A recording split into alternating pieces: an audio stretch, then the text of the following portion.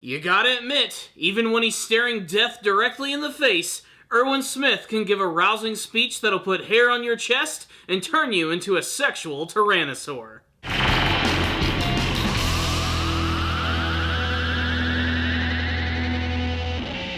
All hope seems lost as the scouts do battle against the Colossal Titan, the Beast Titan, and the Armored Titan. That's when Erwin Smith makes the big declaration that they're going to charge directly into hell itself in one final attempt to take back humanity. Before I go any further, guys, I just want to say that this review is going to feature two reviews, one from episode 52 and episode 53. We're going to go ahead and jump right now into episode 52. You're also going to notice that I'm wearing completely different clothes during these segments because I already did my review for 52, I just didn't really have an opportunity to edit it. So, through the magic of video editing, here we go.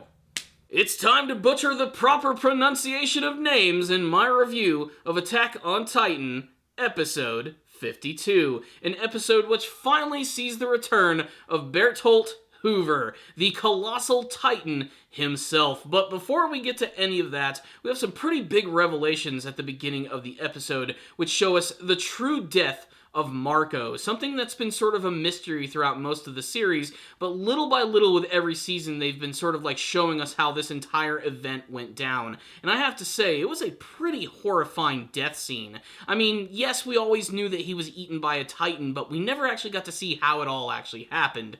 The episode actually opens up during that big monumental event from the first season, where Eren is getting ready to plug up the hole with that massive boulder. We get to see that Bertholdt and Reiner are actually having a conversation about possibly jumping in and stopping this from happening, and while they're talking about all of this, revealing that they themselves are Titans, Marco actually overhears all of this, and at first, they sort of pause, and they're freaked out, like, oh shit, he just heard everything that we're saying, and Reiner just sort of plays it off as a joke, and in the heat of all of it, Marco just decides to leave and go back into battle, but eventually they realize that he's not that dumb, he realizes what's truly going on here, and they manage to actually stop him, subdue him, and even Annie arrives. And it's great to see her because we haven't seen her in so long, and I'm just desperately waiting to see when she's going to make her grand return in the series. And you know what? I'll take any table scraps that I can get. I'm just glad that she's finally here.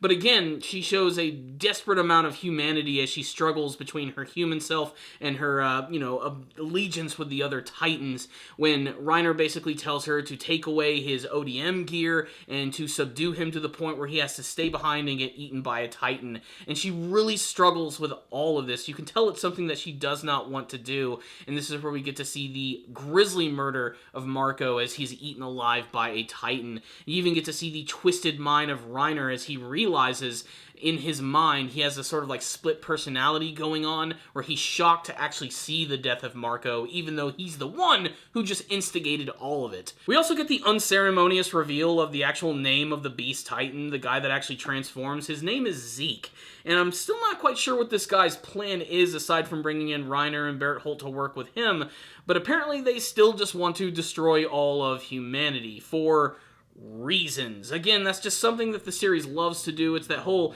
J.J. Abrams way of telling a story where they just don't really want to give you any answers, and the only way to figure it out is to watch each and every single episode. But it's a really solid moment, and before you can even get used to seeing more flashbacks, boom, we immediately cut back to the battle where Reiner has been attacked by all of the Thunder Spears, and he ain't looking too hot. The entire top half of his head is just completely gone. The only thing that's left is basically just a neck and a jaw, and I was pretty convinced that this is going to be the death of this character. I honestly didn't even know how he could possibly be alive without any sort of brain and a destroyed freaking spinal column, but due to weird Titan magic ridiculousness, he was able to basically attach his body to all of the nervous systems of the actual armored Titan itself, which is what allowed him to actually continue to be alive. And just like his last major battle with Eren, he did this like massive disturbing scream, which was sort of like the signal to allow the Beast Titan to bring the Colossal Titan into the battlefield. And the way that he does this is actually we get to learn that that one Titan that has all of the cargo on its back actually has a little barrel which has Bertholdt in it, and he ends up taking it and throwing it like a freaking baseball across the freaking freaking city where he manages to break out, and I thought this was going to be the moment where he was just going to instantly transform into the Colossal Titan, but they actually decide to pump the brakes a little bit, and we get to see that he has a very tense conversation with Armin, who desperately tries to appeal to his sense of humanity yet again, trying to get them to not fight, having that one final chance for negotiation for these characters to work together. He even tries the tactic he used last time of bringing up Annie, but that's not going to work this time. And Bertholdt is not going to bend anymore. Like, he's officially not scared of anything anymore. He knows that there's no negotiations. He is going to have to go through with all of this, and it means the death of all of his former friends. So he decides to go back to Reiner, who is slowly but surely actually sort of like reforming his body and coming back to life. There's a great shot of him from inside the Titan where you get to see like all of the musculature and like the skull and the brain inside of his head. It looks so freaking creepy. And then suddenly we get one of the coolest, most badass transformation sequences in the entire series, where the lightning comes down and it creates this massive mushroom cloud of an explosion, which supposedly takes out Hanji and their group. That's not happening. They're not going to kill that character so unceremoniously, but this is the arrival of the Colossal Titan yet again. Easily, I think the most iconic image of Attack on Titan is the Colossal Titan itself, and again, it's always amazing to see it in action. It's just so massive and crazy with the steam emanating from its body, and he immediately starts just ripping up the buildings all around them, throwing all of this fiery debris up into the air, and using it to actually weaponize. Like, he's actually going to use that to probably destroy all the horses and try to take out all of Erwin and all of his comrades. And that's when the big decision comes in. They're going to have to rely on Armin to lead them into battle, and if they're actually going to get out of this situation, they're going to have to take down the Colossal Titan here and now with the people that they actually have. So what's the rundown on this episode of Attack on Titan? This season's been really badass so far, hasn't it? I mean, just again, every single episode, it just feels so desperate and crazy with everything that they've been throwing at us. And even though this episode decided to take a break and show us some flashback sequences, they all worked so well and weaved perfectly in the story that's actually being told here. And I think this is probably like the most development that the character of Bertholdt has actually ever gotten throughout the entire series. And the moment where he was talking with Armin was great. The moment where Mikasa tried to attack him was just as awesome. I mean, I've been waiting for a badass Mikasa moment since the beginning of the series, and it's finally here, and it's awesome. And again, it did not disappoint, but it's pretty clear that Bertholdt has been actually doing some training himself, so he was actually able to defend himself against Mikasa and not actually end up getting his ass completely filleted by her swords. It was a really great moment, but really, like I said, it was just that great transformation sequence. It always surprises me how cool the Colossal Titan looks, especially like when it's just towering over a city or it's just like exploding into the sky with the steam and everything. It's something that I would think that after seeing it so many times it would actually get boring, but it always manages to just leave me in a state of awe. It also serves to show the mental distress of Bertholdt. Like, when he transforms into that creature, he quite literally becomes an entirely different being, both from a mental standpoint and from a giant physical standpoint. He's truly let himself go and become the monster in that moment, knowing that there's no going back here. And I honestly don't know how they're going to defeat him, if they're going to defeat him. I thought that Reiner was going to be dying in this episode, but nope, it looks like he's just going to be coming back. Apparently the whole regenerating power of the Titans and the Titan shifters is on a completely different level than things that we've actually seen before, so they're going to have to come up with some crazy tactics in order to bring these things down. Basically, people who have the ability to transform in Titans are damn near invulnerable. They can take a lot of damage, and they can sure as hell dish it out too. If I only one disappointment with this episode, it's again, they love giving us things and not giving us full answers. Like the character of Zeke. What's his deal? Why is the Beast Titan so vindictive? Is he like the original leader of the Titans? What's the deal here? There's just a lot of things that I want to know, and I desperately don't want to go read the manga or go to the wiki and get these information just spoon-fed to me. I want to see it actually happen, but I have a feeling it's going to be a while before we get any of that information. But at the same time, I'm not complaining, because the first 3 episodes of this season have just been explosive in terms of the action, and has got me completely hooked every single week. Attack on Titan is officially back, and I think it's definitely riding the high of the first season in the best way possible, and that's why you guys need to check it out. I loved this episode. I'm giving it a 5 out of 5. I'd love to get your thoughts about it, however, and you can tell me all of them in the comments section below. Attack on Titan, episode 53. The Scouts, the Survey Corps, whatever you want to call them, they just cannot catch a break. It took everything they had to take down Reiner, the Armored Titan, and even with all of that, it looks like he's fully recovered and getting ready to go back into battle. Bertholdt has transformed into the Colossal Titan and is making an absolute inferno of Shigan Shina, and to make matters worse, the Beast Titan is obliterating everyone in front of him by crumbling up giant boulders, throwing it like a baseball bat, and basically shotgunning the entire village, destroying buildings as well as pretty much just about every single soldier in the Survey Corps. Basically, sucks to be the humans in this episode of Attack on Titan, which was a very desperate and harrowing episode of the series, which featured one of my favorite things, a big, epic, Independence Day styled speech from Erwin Smith. This is something that the character has always been notable for pumping up his soldiers, and he has to do so in the most grimmest of situations in this episode, by basically not sugarcoating it and letting them know that, yeah, we're basically riding to our deaths. But remember, your deaths will not be in vain. Not only will you be making up for the deaths of all of your former comrades, but you will actually be having an opportunity to save the very human race itself. Why stick around and get obliterated when you can do it in the blaze of glory? And I would have to say that the final scene of this episode was incredibly shocking, but it just pumped me up. I absolutely loved it, and the reason that they've been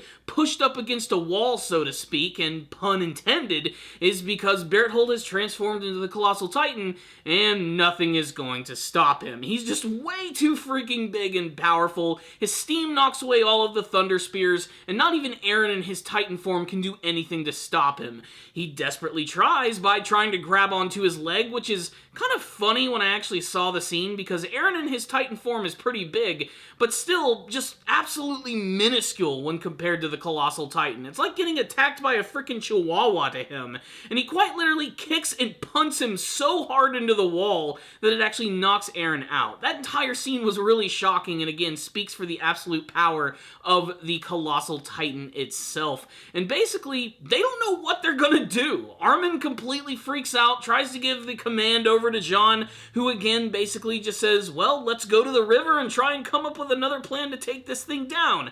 Spoiler alert, nothing really ends up working at all, and they're pretty much screwed. It's when the Beast Titan finally starts to attack that things get incredibly devastating.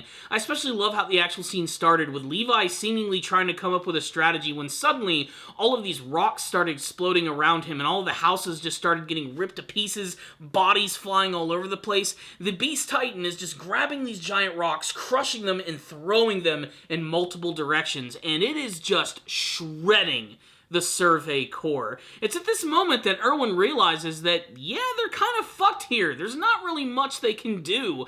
And he himself is also disappointed because he knows he's this close to actually learning the truth about this world. Something that will actually give him peace in this world and allow him to realize that his father was right all along. And right when he's here, at his goal, about to cross the finish line, he realizes that he's not going to be able to see that truth, and he's going to have to march his remaining troops to their death, him along with them. I have a feeling that Erwin is almost certainly going to be dying in the next episode of the series, especially because at the very end, he gives this big, awesome, rousing speech. They charge into battle, which is such an epic scene as he's screaming to his soldiers to fight, to rage on, to scream at the top of their lungs, when suddenly the Beast Titan attacks all of them, and multiple soldiers are taken out at once, being decapitated by giant rocks, obliterated with their bodies exploding, and even Erwin and his horse end up taking a direct hit with a large chunk of his body being taken out as it brings us to the to be continued screen. This was such a fucking crazy moment, and it's all punctuated by the fact that Levi is actually going to have to be the one to take down the Beast Titan. And how's he gonna do it? Well, while all the soldiers are getting completely shotgun blasted like friggin' RoboCop, he's actually going to have to go from Titan to Titan, which are all lined up in a perfect line, killing them while making his way close to the Beast Titan so he can take it out. Is he gonna do it? My guess is no. There's still a lot more they have to explain about this character, who the hell Zeke is, what his overall plan is, who he's related to, and I'm sure he's sort of connected to the very origins of the Titans themselves and the rest of the series. So I have a feeling that even though Erwin is probably going to go out in the blaze of glory, they're probably not going to be able to take out these enemies, including both Reiner and the Colossal Titan. I mean, honestly, I don't know how the heroes are even going to be able to make it out of this entire series unscathed. The enemies just truly are that much more powerful and imposing. It seemed like at the beginning of the series there was an opportunity for the humans to come back, but honestly, even after watching this episode, even with Erwin's amazing speech, I'm starting to kind of lose hope for everyone, and that's a precarious position to be in for all of these heroes, and that's what made this episode just so freaking thrilling and so depressing all at the same time. It was a mixture of emotions, it was action-packed, and dare I say it, it was another badass episode of Attack on Titan. So, what's the rundown on this episode of Attack on Titan? A very simple one, but one that worked so freaking well, of just showing the absolute desperation that these soldiers are having to go through in order to basically just survive. It's not just about finding answers now, it's about trying to get out of this situation completely intact, and I have a feeling it's gonna get whittled down to the main cast at this point. And man, they did a great job of actually displaying that. Eren just getting so soundly defeated by the Colossal Titan was both awesome and disappointing. Disappointing in that I really wanted to see him actually do something, but man, they're gonna have to come up with some sort of new strategy in order to take him down. The Colossal Titan is, without a shadow of a doubt, next to the Beast Titan, the most powerful thing that we have actually seen from the series. And it's such an iconic image from Attack on Titan that I have a feeling he's going to stick around a little longer before we get that big coup de grace moment. And I have to say, the moments of him walking over the village, destroying everything, kicking Eren, was all done in that perfect Attack on Titan way. But really, it's the Beast Titan's attack, which was just so devastating and destructive, and unlike any other scene that I've actually seen from the series. And man, it just took me aback actually watching it. I really was thinking, how are they even going to beat these guys? Just like Armin, I'm kind of overwhelmed. I have no idea how they're actually going to be able to stop these incredibly devastating enemies. And again, that's kind of what has me at the edge of my seat and has me continuing to watch the series to see, honestly, how they're going to get out of another sticky situation like this.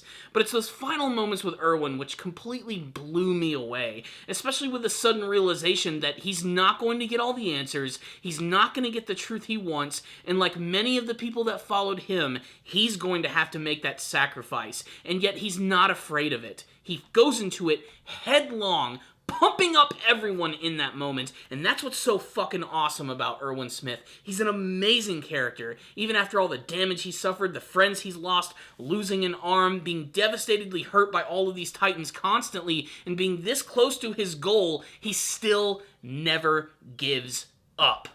The biggest balls award definitely has to go to Erwin Smith in this episode, and I can honestly say this one just worked from a production standpoint, from an amazing cliffhanger ending. Man, I cannot wait to see more. 5 out of 5 from me. I'd love to get your thoughts about this episode, however, and you can tell me all of them in the comment section below, and what you hope to see from the rest of Attack on Titan. Is Erwin Smith about to meet his makers? He's somehow going to survive this attack from the Beast Titan, and is Levi going to take down the Beast Titan? What do you want to see from the rest of Season 3? Let's get a discussion going about this episode. Comment section below. Thank you all for watching this review. I'll see you all next time, and as always, stay down there, baby.